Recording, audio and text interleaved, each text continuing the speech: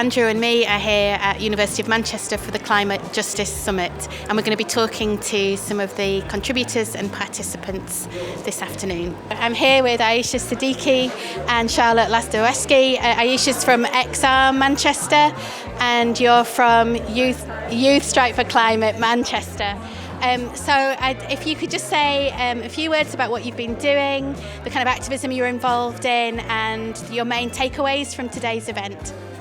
Yeah, so recently I've been doing a lot of outreach, so we've been doing talks and trainings, we've been raising awareness for the climate crisis, telling people what they can do to get involved, because a lot of people are worried right now. We've also been doing some of the bigger protests, like in London, so we've been doing a lot of rebellions on the ground, targeting the government, because that's where the decisions are made, so we're trying to disrupt there, so they are kind of force their hands into making change. So we're working with the Kill the Bill Coalition because we feel that that's so important, and to get young people to kind of be involved with that and creating those accessible resources for young people across Greater Manchester. And a lot of our activists have been working on international projects and then national projects, so Teach the Future, getting the climate bill passed, getting climate education in schools, Mock COP, trying to get young people more involved with COP 27 this year, and trying to get like young people involved and excited about kind of politics and things like that, which is just great. Yeah. So I was here today talking about why solving our transport challenge is key to basically not just solving the climate crisis, but also creating better, safer, fairer neighbourhoods. And that if we enable people to get around without a car, it's cheaper, it's safer, people become more active, and it solves a number of the societal problems that we've got. So I was really bigging up the bike, but also the pavement, the humble pavement, the drop curb, the zebra crossing, all the things that we need to enable people to get around without a car. And it's been great engagement here today. Fantastic again. Actually, we've just talked about, we've got the 30th of June, we've got a Be Green Education Summit where we're working with our schools and young people to increase engagement with climate action across Manchester, work on kind of ward level climate action plans that in the heart of it is schools and young people, and involve them in ideas. The climate crisis is that if we can, the things that it takes to solve it are things that help our neighbourhoods and things that young people are asking for, but we don't actually often ask them. So the idea here is that we could create plans where you're centering the hopes and aspirations of young people, and by platforming those voices, you really surprise people.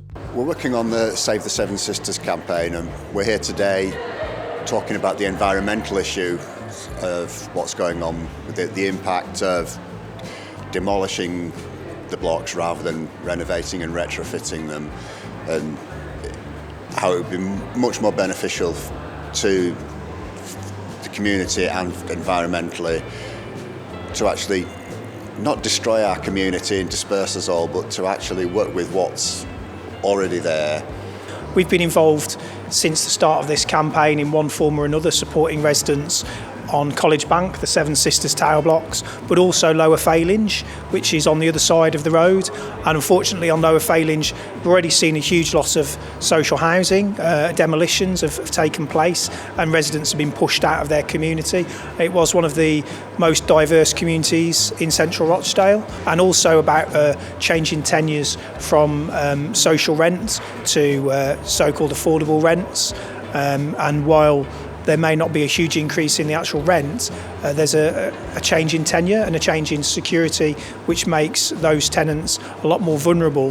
Gareth Swarbrick, we need to put pressure on him to meet his commitments. We can't have people talking about COP26 while at the same time they're releasing carbon, unnecessarily destroying the natural environment and destroying valuable social housing in Rochdale.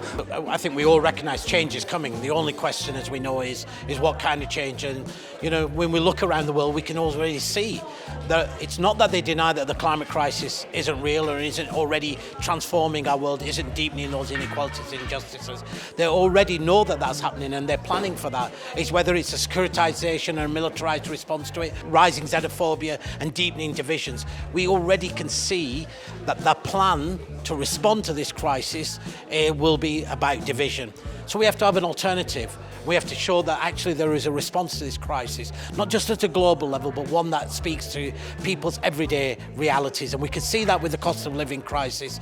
But this is also an opportunity for us to be able to lay out that we have a solution to this, that can fix the climate, create new jobs, but actually can bring justice to people, both at a global level and at a local level. And the reason why these moments are really, really important is this is what we need to do. We need more moments where we can come together, be greater than the individual sum parts, have these political conversations. What does our vision look like? What's our strategy of movement building? What kind of political education are we going to do? How do we weave together our struggles? What are the interventions that need to be made? And be able to decide how we collectively to build that power. So of course, the first thing on the horizon, 18th of June, we should be out on the TUC cost of living demonstration, but we should be making more than just saying this is a cost of living. We should be making an argument that this is a crisis of crisis, and for us to resolve it, not just means living wages and social protection and public services, it also means bringing energy, food, land and water back into public control. Amazing, thank you.